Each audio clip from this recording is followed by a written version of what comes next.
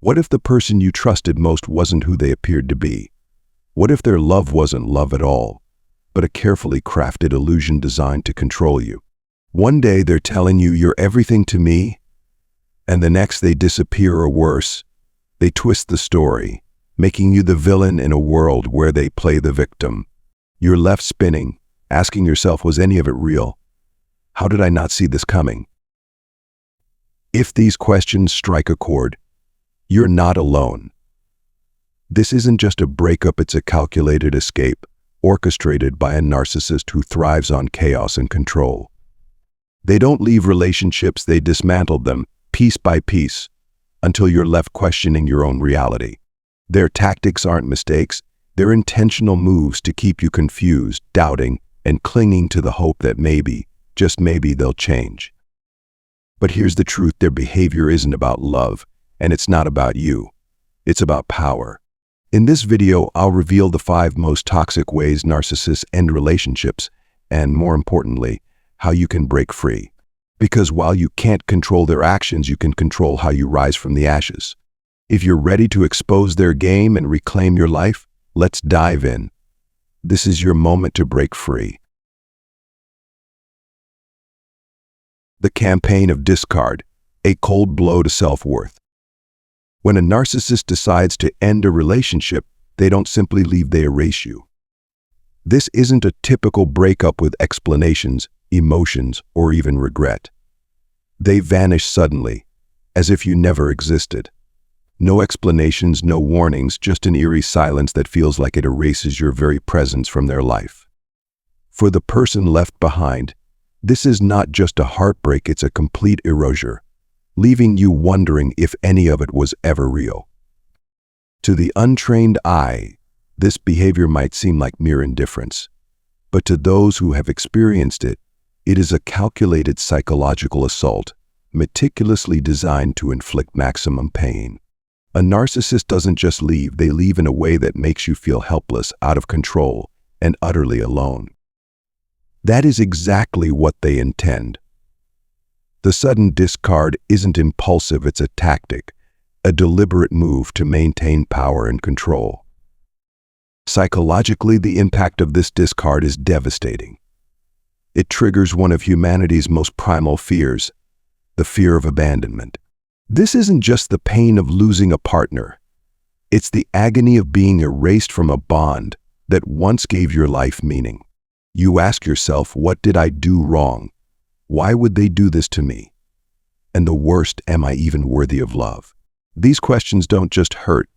They trap you in a cycle of self-blame, carefully orchestrated by the narcissist. But if we examine this behavior through the lens of Stoicism, we begin to see that their actions are not a reflection of you, but of them. A narcissist doesn't leave because you're not enough. They leave because they are incapable of handling the complexities of a real relationship. To them, love is not a mutual connection, it's a transaction. They value you only as long as you fulfill their needs, whether it's admiration, attention, or validation. When you stop serving their purpose, they no longer see value in the relationship. And instead of ending it maturely, they take the easier route, walking away without looking back. This sudden discard also reveals a deeper truth about them. Beneath their facade of confidence and arrogance lies a deeply insecure and fragile individual. They fear vulnerability, exposure, and the possibility that you might see through them. Their decision to leave is not just a way to avoid responsibility, it's a way to protect their fragile ego. They lack the courage to admit faults or confront failure, so they choose to harm you with their silence. It's not the action of someone strong, it's the action of someone incapable of true love. But what if you refuse to let their actions define your worth? Marcus Aurelius once wrote, "We are not disturbed by things, but by the views we take of them." Yes, they left. Yes, they broke your trust and left you in pain. But the key lies in how you respond. You can let their actions define you, or you can choose to see them for what they are, a reflection of their limitations, not your value. They didn't leave because you weren't enough. They left because they weren't capable of sustaining a mature relationship. So how do you move forward? First, stop seeking answers from them. They will never give you clarity because clarity requires accountability, something they are incapable of. Instead, remind yourself that their behavior is not a reflection of you, it is a reflection of their instability. Next, focus on yourself. Reconnect with those who truly care for you, seek support from your community, and take time to heal. Finally, remember that every discard is an opportunity to free yourself from the toxic cycle they created. The narcissist wants you to feel small, but the truth is, their actions only highlight their own smallness.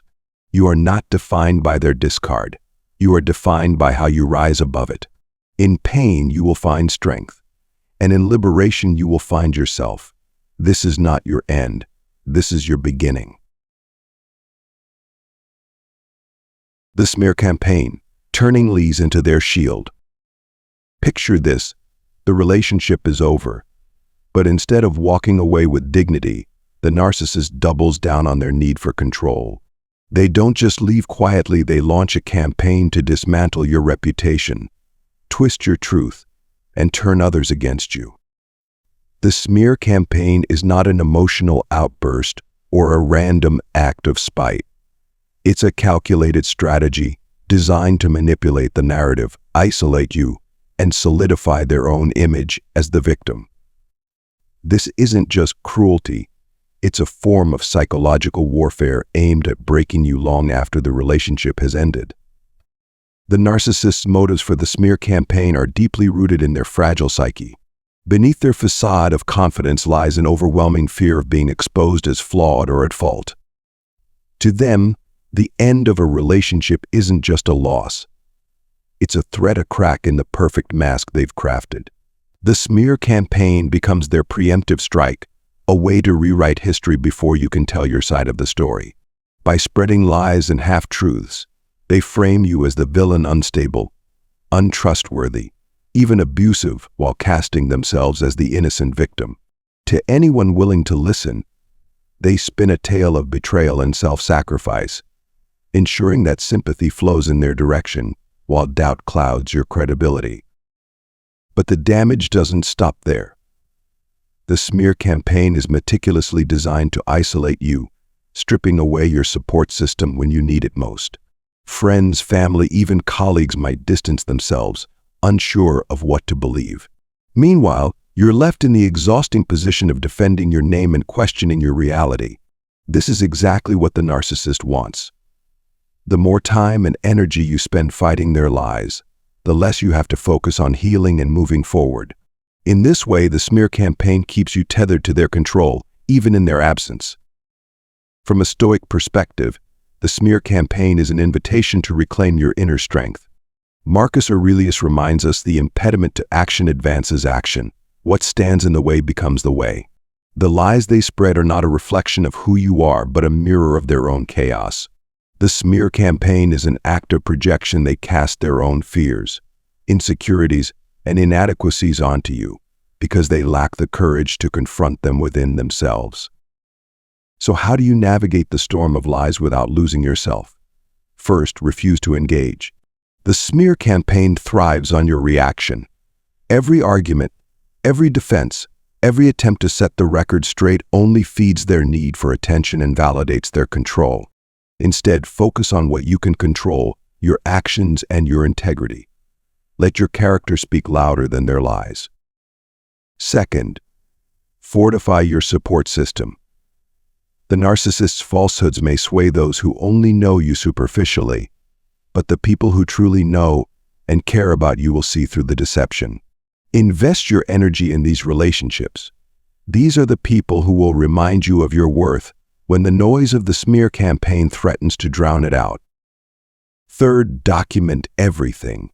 If their lies extend into your professional life or threaten legal consequences, keep a meticulous record of their false claims, messages, or public posts. This isn't about revenge, it's about safeguarding your integrity and being prepared to protect yourself if necessary. Finally, focus on your truth.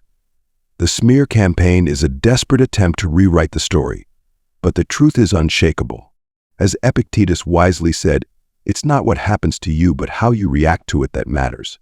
Their lies may sway some in the short term, but over time, the truth has a way of emerging, Stand firm in who you are, and let their falsehoods crumble under the weight of their own inconsistencies.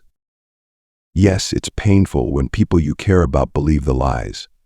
But remember, those who are easily swayed by baseless rumors were never truly your allies. The smear campaign may feel isolating in the moment, but it's also a clarifying force. It reveals who truly values you for who you are and who is willing to abandon you at the first whisper of doubt. In the end, the smear campaign isn't your undoing, it's theirs. While they exhaust themselves in a web of deceit, you rise above, rooted in truth and unshaken by their noise. Let them spin their lies. The truth doesn't need to shout, it only needs time. And when it emerges, you will stand stronger, freer, and untouchable, a testament to resilience in the face of chaos. Hoovering, the narcissist's last-ditch power grab. Just when you've begun to feel the weight of their absence lifting, when you're starting to reclaim your peace and rebuild your life, they reappear. A text message, a late-night call, a carefully worded apology dripping with promises to change. They say things like, "I've realized how much you mean to me," or "I've started therapy. I'm becoming a better person for you." Maybe they even play the victim, pleading for your help. "I'm lost without you. No one else understands me like you do." This is hovering, a calculated tactic named after the vacuum cleaner, because its sole purpose is to suck you back into their web of control. At first, their words might sound genuine, even heartfelt. You might feel a glimmer of hope, could they really have changed? But make no mistake, hovering is not about love, regret, or redemption. It's about power. The narcissist senses that their grip on you is slipping. They see you moving on, and that terrifies them. Not because they love you, but because your independence threatens their carefully constructed illusion of dominance. Hoovering is their desperate attempt to regain control, to pull you back into their orbit before you can break free completely. Psychologically, hovering is a masterstroke of manipulation, exploiting two of your most human qualities, hope and empathy. They know you've likely clung to the hope that one day they might change, that the love you shared could somehow be salvaged. They weaponize this hope, crafting apologies and promises designed to reignite that flicker of belief. At the same time, they prey on your empathy, presenting themselves as lost, broken, or in crisis. They appeal to your compassion, knowing you'll want to help, to fix, to heal. But this isn't about healing, it's about reestablishing control. Here's the cruel truth. The cycle doesn't change. Once they've lured you back in, the same toxic dynamics will resurface. The promises they made will evaporate, replaced by the same manipulation, neglect, or abuse you thought you had escaped. Hoovering isn't a new beginning, it's a trap. But why do they do this? To a narcissist, the end of a relationship isn't just a loss, it's a threat. They cannot tolerate the idea of you moving on, thriving without them, or worse, finding happiness elsewhere. Your progress challenges their sense of superiority. Hoovering isn't about missing you, it's about reclaiming their place at the center of your attention. It's about ensuring that, even in their absence, they still control your emotional landscape. How do you protect yourself from hovering? First, you must recognize it for what it is, a manipulative tactic, not an act of love. As the Stoic philosopher Epictetus said, if someone succeeds in provoking you, realize that your mind is complicit in the provocation. Their words are designed to provoke hope, guilt, and longing, but you have the power to step back and see through the illusion. Second, set boundaries and enforce them. Block their number, unfollow them on social media, and cut off all avenues of communication. Hoovering thrives on access. By denying it, you reclaim your power. Boundaries are not just walls to keep them out, they're safeguards to protect your peace. Third, anchor yourself in reality. Keep a journal or list of the reasons you left. Write down the patterns of behavior you endured, the pain they caused, and the lies they told. When they come back with sweet words and empty promises, revisit that list. Let it remind you of the truth. Fourth, focus on your healing. Hoovering preys on emotional vulnerability, so the stronger and more grounded you become, the less power they have over you. Surround yourself with supportive friends, engage in activities that bring you joy, and seek professional guidance if needed. Healing is not just about moving on, it's about reclaiming the parts of yourself they tried to diminish. Hoovering is one of the narcissist's most insidious weapons because it exploits your deepest desires for connection and understanding. But what they offer is a mirage, a reflection of your hopes distorted to serve their agenda. The Stoics teach us that we cannot control others, but we can control ourselves. As Marcus Aurelius wrote, "You have power over your mind, not outside events." Realize this, and you will find strength. The narcissist's attempt to hover you back in is a sign of their fear, not their love. They fear losing control, losing relevance, losing you as their source of validation. But their fear is not your responsibility. You've come this far. Don't let them pull you back into their chaos. Choose yourself. Choose freedom. And keep moving forward, knowing that every step away from their grasp is a step toward reclaiming your life. Gaslighting, the art of making you doubt yourself. You're in a conversation trying to express your feelings or recount a hurtful incident, and they interrupt with a calm, dismissive tone. That's not what happened. You push back, certain of your memory, and they respond with something sharper. You're overreacting, or you always twist things. Suddenly, you're not just defending your experience, you're defending your reality. What was clear in your mind moments ago now feels hazy. Am I remembering wrong? Am I really the problem? This is gaslighting, one of the narcissist's most insidious and effective weapons. It's not a simple disagreement or misunderstanding. It's a calculated, systematic effort to distort your perception of reality and make you question your own judgment. And the worst part, it works so subtly that before you realize it, you've stopped trusting yourself. Gaslighting is about power, plain and simple. By manipulating your sense of reality, the narcissist positions themselves as the ultimate authority. Your version of events? Irrelevant. Your emotions? Overreactions? Your perspective? Flawed. They dismiss, twist, and deny until you're left feeling like you're losing your grip on the truth. And once they've eroded your confidence in your own mind, they can manipulate you with even greater ease. Why do they do this? Because a confident, self-assured person is harder to control.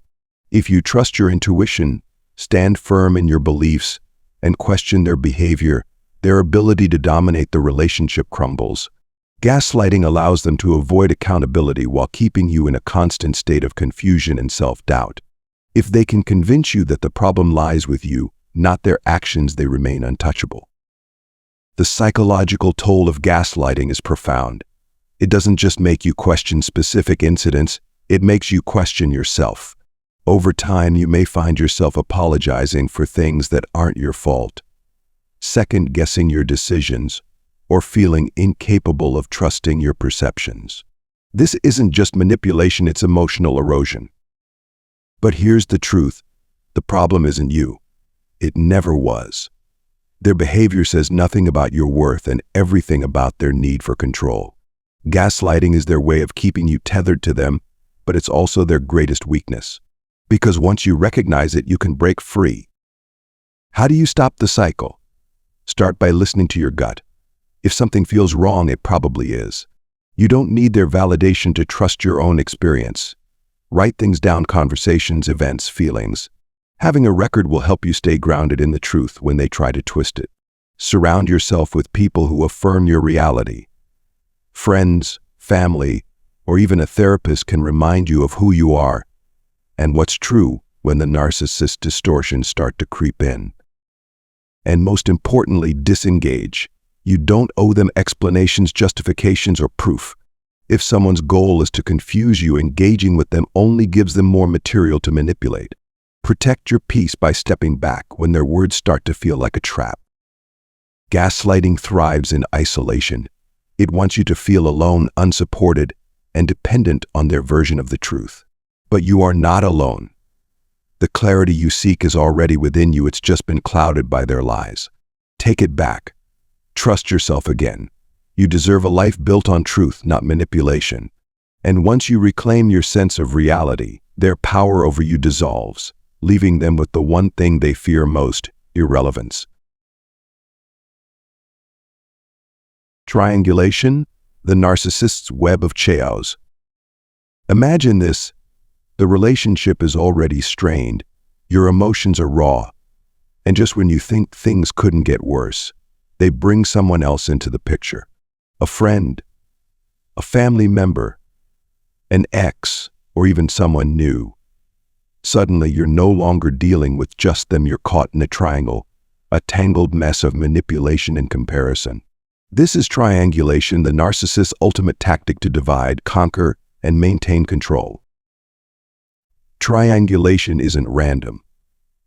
It's a deliberate strategy to destabilize you and ensure the narcissist remains at the center of everyone's attention.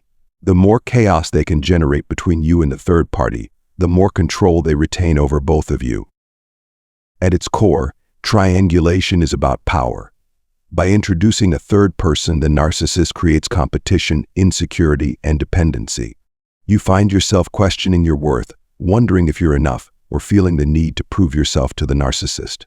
Meanwhile, the third person often unknowingly becomes another pawn in their game, a tool to amplify the narcissist's sense of superiority and control. Psychologically, triangulation preys on one of our deepest vulnerabilities, the fear of being replaced or discarded.